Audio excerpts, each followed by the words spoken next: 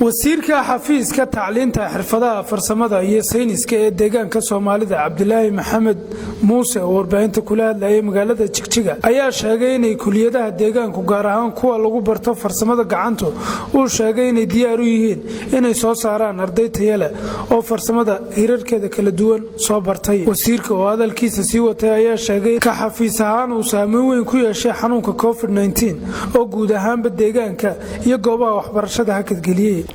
si guud xafiiskana sida magaciisa ka muuqata wuxuu u asaasan yahay qaabkii si loo soo saari lahaa xirfadle aqoon-yahan ah ku salaysan lehna aqoon iyo xirfad oo suuqa ugu shaqo tago.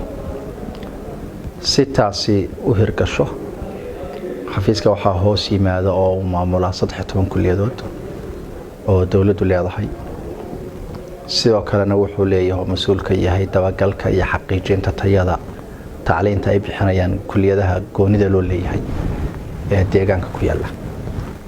13 kuliyadood oo deegaanka ku yaalo dawladdu ay leedahay, 3 kamidihii waxaa lagu bartaa caafimaadka oo kuwan ku yaala Goday iyo Qabri Dahar iyo Jigjiga oo kuliyadaha caafimaadka lagu barto. 10 kuliyadood oo kale waa kuliyadaha bixiya noocyada kala duwan ee farsamada gacanta iyo cilmiga beeraha iyo xoolaha.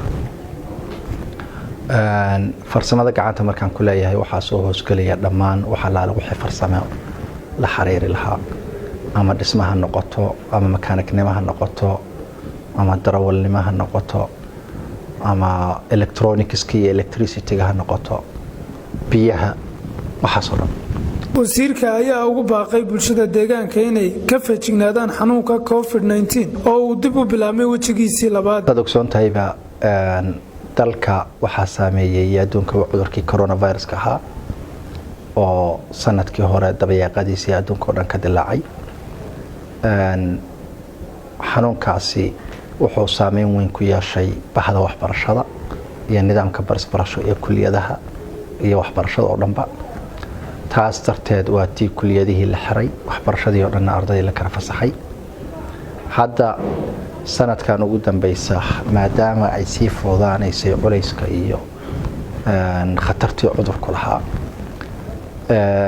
lana arkay caalamka cudurkana cudur baxaya inuusan ahayn cudur muddo sii joogi doona inuu yahay, waxaa la isla qaatay in xanuunkii la iska ilaalinayo haddana noloshii sidii caadiga ahayd u socoto.